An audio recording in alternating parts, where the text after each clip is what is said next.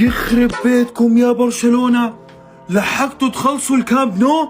ملعب الكامب نو الجديد انتهى كليا، عملوا كل اشي فيه وما ظلش غير يفتتحوه، ما ظل غير يجيبوا ليونيل ميسي يفتتح الملعب.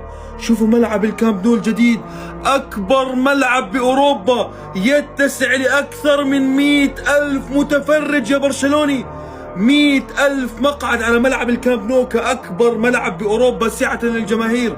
ملعب الكامب نو بالسقف المسكر، عملوا سقف زي نادي ريال مدريد، بقلدوا ريال مدريد.